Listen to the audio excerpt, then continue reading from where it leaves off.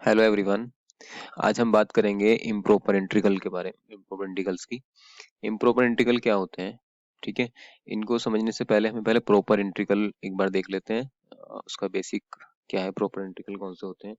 कोई भी definite integral, suppose a to B F x D x, ये जो है ये क्या कहलाएगा? आपका प्रॉपर इंटीग्रल कहलाएगा if the integral of integration, अगर ये क्या कहलाएगा? डेफिनेट, ये वाला जो डेफिनेट इंटीग्रल है ये प्रॉपर इंटीग्रल कहलाएगा अगर ये जो इंटरवल है ना हमारे पास ए टू बी जो इंटीग्रल है ए टू बी, ये फाइनाइट होना चाहिए। ठीक है, तो ये वाला डेफिनेट इंटीग्रल हमारा प्रॉपर इंटीग्रल कहलाता है। A to B F x D S ये कहलाएगा हमारा प्रॉपर इंटीग्रल अगर if F if close interval A B finite हो। फाइनाइट इंटरवल कौन से होते हैं? जिनकी लेंथ फाइनाइट होती है। ठीक है, अगर मैं यहाँ पर ये लिख दूं थोड़ा सा समझाने के लिए आपको, फाइनाइट इंटीग्रल, फाइनाइट इंटरवल्स कौन से होते हैं? फाइनाइट इंटरवल्स जिनकी लेंथ फाइनाइट होती है। ठीक है, अगर लेंथ फाइनाइट है, जैसे कि 1 to 2, तो लेंथ कितनी हो गई यहाँ पर? 2 - 1, मतलब 1। लेंथ अगर फाइनाइट है तो हम कहेंगे फाइनाइट इंटरवल है। अगर लेंथ इनफाइनाइट है तो हम कहेंगे इनफाइनाइट इंटीग्रल है, सॉरी इनफाइनाइट इंटरवल है। जैसे कि अगर मैं बात करूं इनफाइनाइट इंटरवल,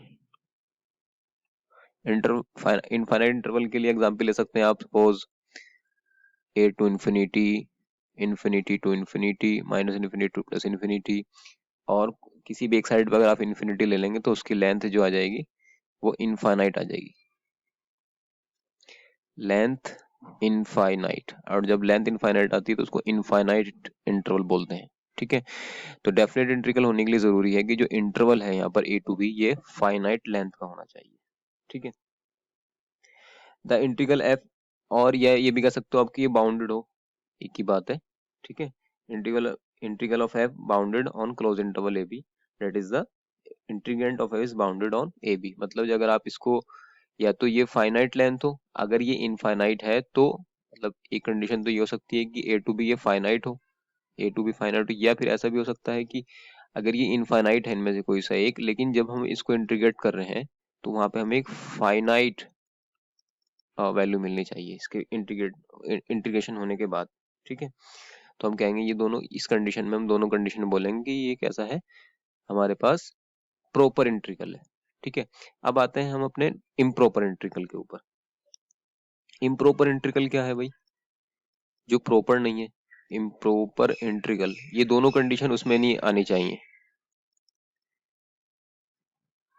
इम्प्रॉपर इंटीग्रल उसको बोलते हैं जैसे कि हमारे पास A to B F x D x, ये इंटीग्रल हमारा इम्प्रॉपर इंटीग्रल कहलाएगा इफ आइदर द इंटीग्रेशन मतलब ए टू बी जो है ये इज नॉट फाइनाइट, या तो ये फाइनाइट ना हो, और f is not bounded on close interval A b, और जो फंक्शन एफ एक्स है is not bounded on closed interval A b. अगर ये बाउंडेड नहीं है तो दोनों ही कंडीशन में हम बोलेंगे कि ये इम्प्रॉपर इंटीग्रल है। एग्जाम्पल इसका कोई समझ सकते हैं, ऐसे कि आप एग्जाम्पल ले लें जैसे कि 1 to ∞ 1/x dx। ठीक है, तो जब इसको आप इंटीग्रेट करेंगे तो कितना हो जाएगा?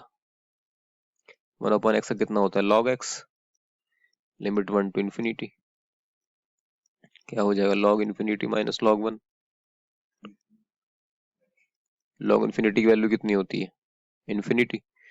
तो कितना हो गया हमारे पास? इन्फिनिटी माइनस समथिंग, तो इन्फिनिटी। तो इसका मतलब ये हो गया कि हमने जब इंटीग्रेट किया तो ये इनफाइनाइट आ रहा है, तो ये क्या है? इम्प्रॉपर इंटीग्रल है। ठीक है, ऐसा भी हो सकता है कि ये यहाँ से ए ले लें, यहाँ से 1, सपोज 0 से लेके 1 तक ले लें, दोनों फाइनाइट लिमिट ले ली हमने। ठीक है, और 1/x कर लें। ठीक है, अब देखो अब भी वही आएगा, log x 0 to 1। Okay, log 1 minus log 0, log 0 की वैल्यू कितनी होती है? log 1 की वैल्यू कितनी होती है? log 1 की वैल्यू कितनी होती है 0 एंड log 0 की वैल्यू कितनी इन्फिनिटी, तो ये आ गया माइनस इन्फिनिटी, जो कि फिर से इन्फिनिटी और माइनस इन्फिनिटी टाइप का आ रहे हैं। तो अगर लिमिट भी फाइनाइट है लेकिन इंटीग्रेशन करने के बाद यहाँ हमारे पास इनफाइनाइट आता है, तो ये भी इम्प्रॉपर इंटीग्रल के हमारे पास एग्जाम्पल है। तो क्या हो गया, या तो ये अनबाउंडेड हो जाए, मतलब ये अनबाउंडेड हो गया इन द गिवन इंटरवल, और ये जो हमारे पास इंटरवल है यही इनफाइनाइट लेंथ का हो, तो दोनों ही कंडीशन में ये इम्प्रॉपर इंटीग्रल कहलाएगा। ओके, चलिए अब इसके ऊपर हम कोई एक और एक देख लेते हैं क्वेश्चन समझने के लिए। ओके, तो कुछ इसके एग्जांपल्स हम यहाँ पर नोट डाउन कर सकते हैं समझने के लिए, जैसे limit 0 to infinity sine square square dx, और ले सकते हैं हम 0 to infinity sine x upon x square dx, और अगर दोनों फाइनाइट लिमिट लेते हैं, suppose 0 to 2 1 upon x minus 1 dx, और minus infinity 2 plus infinity x cube dx, like that. ये सब एग्जांपल है इम्प्रॉपर इंटीग्रल के। ओके, अब हम इनको कैटेगराइज कर सकते हैं, first kind, second kind, third kind, according to the limit and the boundedness of the function. इसके अकॉर्डिंग हम इन्हें डिवाइड कर सकते हैं कि फर्स्ट काइंड के कौन से होते हैं, सेकंड काइंड के कौन से होते हैं, थर्ड काइंड के कौन से होते हैं। एक और नोट यहाँ पे आप लिखना चाहें तो लिख सकते हैं, एक और सेकंड इसकी डेफिनेशन के तौर पर लिख सकते हैं कि कोई फंक्शन f है, कोई f डिफाइन है सपोज किसी इंटरवल ए बी में, let f be defined on open interval ab, then the integral of f type, suppose this type of integral limit a to b fx dx is called improper integral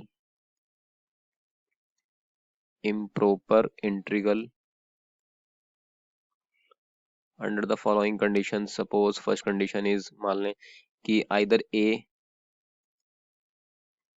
और b, either a और b or both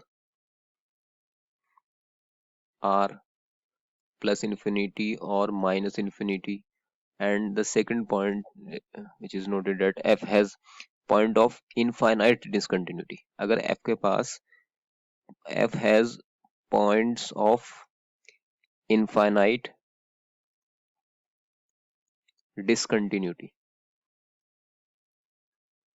अगर ये point of infinite discontinuity रखता है PID, तो तब भी उस कंडीशन में भी क्या हो जाएगा, ये इम्प्रॉपर इंटीग्रल कहलाएगा। तो क्या कंडीशन होगा, या तो उसके पास ए और बी या और दोनों बहुत ही फाइनाइट इनफाइनाइट हो, ठीक है, या इसके पास इनफाइनाइट पॉइंट ऑफ डिसकंटिन्यूटी हो, ठीक है, तो हम इस कंडीशन में बोलेंगे कि ये भी क्या है, हमारे पास इम्प्रॉपर इंटीग्रल है। ओके, आई होप ये आपको क्लियर हो गया होगा इम्प्रॉपर एंड प्रॉपर इंटीग्रल में डिफरेंस।